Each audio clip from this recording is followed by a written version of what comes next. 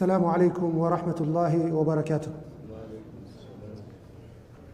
الحمد لله على إحسانه والشكر له على تفضله وامتنانه، ولا إله إلا الله تعظيما لشأنه، وأشهد أن محمدا عبده ورسوله داعي إلى رضوانه وعلى آله وأصحابه وإخوانه. أما بعد. إخواني في الله, we are continuing with our lecture series that's every Friday, Saturday and Sunday on the signs of the Day of Judgment. Allah subhanahu wa ta'ala says in the Quran, فَقَدْ جَاءَ أَشْرَاطُهَا. The signs of the Day of Judgment have already appeared amongst us. The very first sign we took, Ikhwani Fillah, was the coming of Prophet Muhammad sallallahu alayhi wasallam. Sign number 2 we took was the splitting of the moon. And sign number 3 we took was the death of Prophet Muhammad sallallahu alayhi wasallam. Tonight, inshallah, we shall take sign number 4 and sign number 5. Imam Bukhari rahimahullah, he narrates in his Sahih the hadith of Auf ibn Malik radiallahu anhu. Auf ibn Malik says that Prophet Muhammad sallallahu alayhi wasallam said to me, "U'dud sittan qabla sa'a." U'dud sittan bayna yaday sa'a. Count 6 things that will occur before the hour. And he said, number 1, mawti, my death. Thumma fathi Bayt alMaqdis. Then you Muslims shall conquer Jerusalem. ثم موتان يأخذ فيكم كقعاس الغنم. Then death will spread amongst you and will kill you like it kills the sheep. This is the hadith of Auf bin Malik. So sign number 4, Ikhwan Fillah, we take it today, is the conquest of Bayt al-Maqdis. And this is one of the evidences for the truthfulness of the mission of Prophet Muhammad sallallahu alaihi wasallam. Prophet Muhammad sallallahu alaihi wasallam was telling us things that will happen in the future that have not yet happened.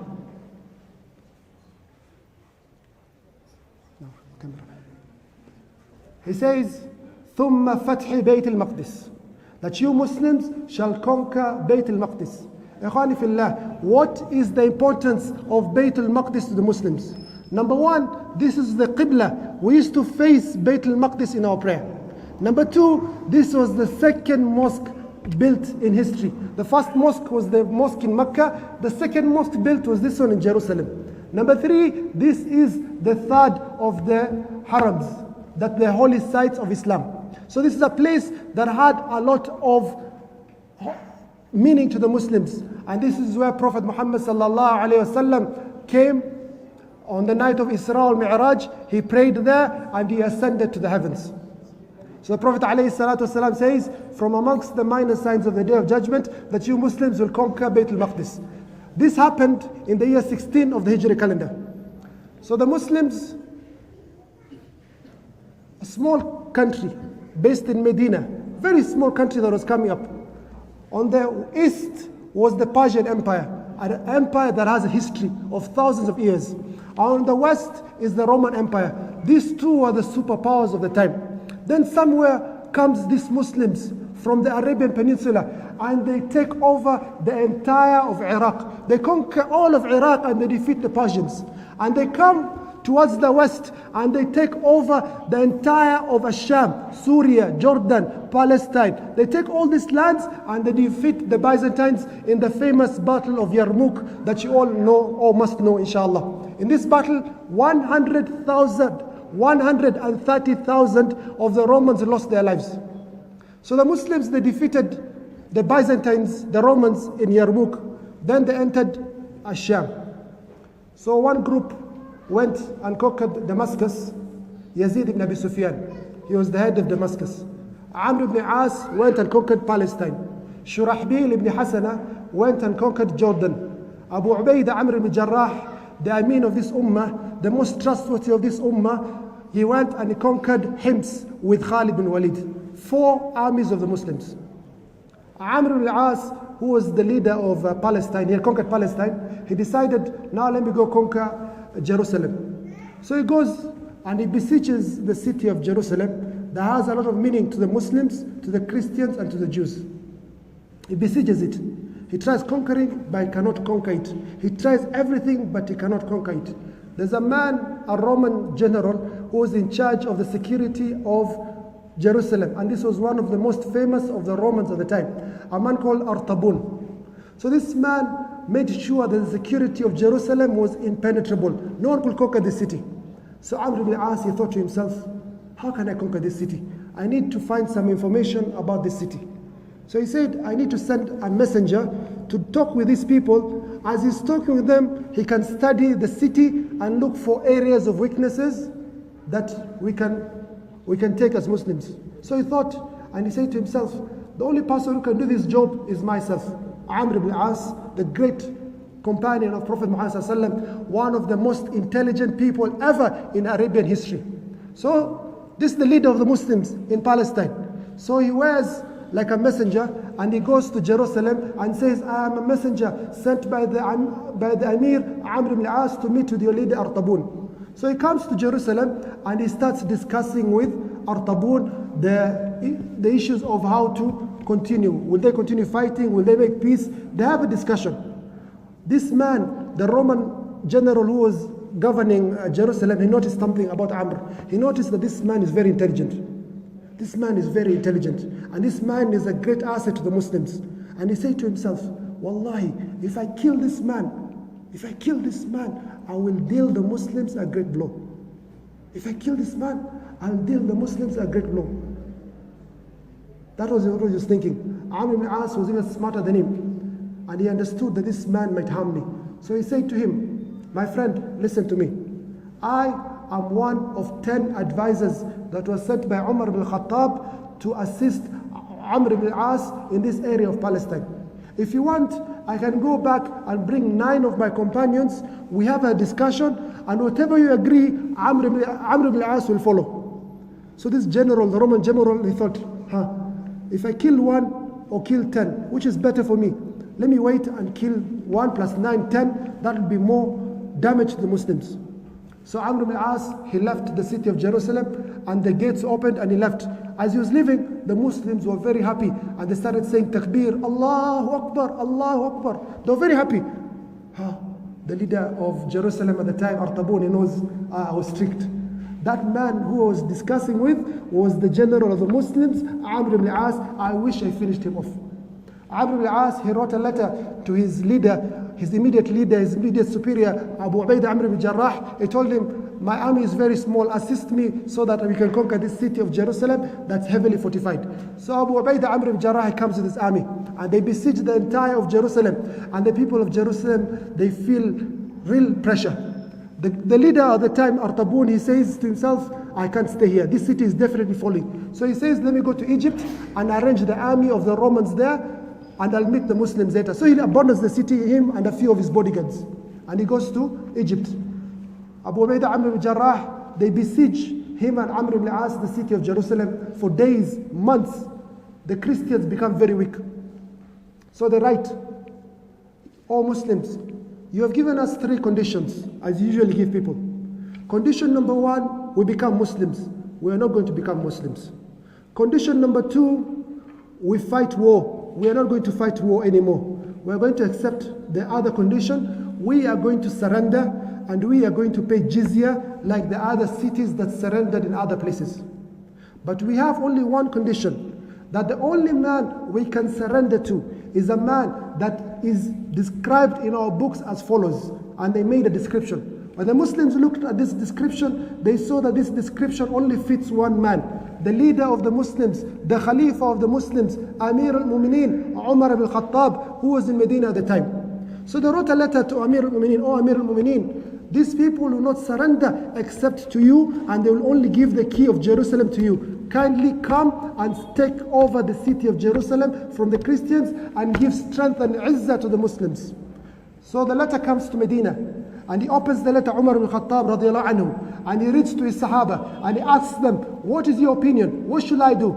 Uthman ibn Affan radiallahu anhu tells him, Oh Amir al-Mu'mineen, do not go. These people might harm you.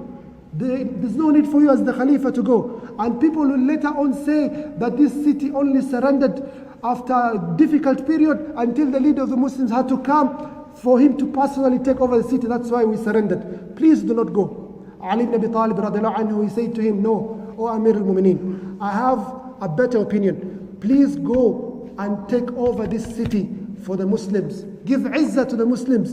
This is the Qibla of the Muslims. This is the Haram of the Muslims. This is where Prophet Muhammad sallallahu alaihi wasallam ascended to the heavens. This city is very important to us, and it is worthy for you as the Khalifa of the Muslims to go there. Ikhwani fillah, imagine this situation. This man, Amir al-Mu'mineen Umar al-Khattab, is the new leader of the superpower. The Muslim Empire is the superpower now. They have defeated the Byzantines and they defeated the Persians, the Iranians. He's owning the entire of Iraq, the entire of Syria, the entire of Jordan, the entire of Palestine and many other of that area. Yemen, all those is under him. The Arabian Peninsula, all these lands is under Umar ibn Khattab radiallahu anhu. What does he do? He goes out of the city of Medina, he and his servant. Only two people on one camel. They share this camel as they're going towards Bayt al-Maqdis to take over the city of Jerusalem and to it become a city of Islam. Two men, Umar ibn Khattab and his servant, they leave the city of Jerusalem, the city of Medina, to go take over the city of Jerusalem. So Umar says to his servant, what do you want? Do you want me to climb first, then you climb second, or you first and me second? Which option? So they set off the journey. Umar, he takes the camel for a short period, then he descends and his servant climbs the camel, and Umar, the Khalifa, the leader, the most powerful man on earth, he's walking bare on his foot with torn clothes, and his servant is on the camel and he's riding with him. So they sat like this, and when they came close to Palestine, to a place called Ajdabiya, I forgot the name, Umar descends and tells his servant, it's your time now to climb the camel. The servant says, oh Amir al-Mu'mineen, it is not proper. We have already reached.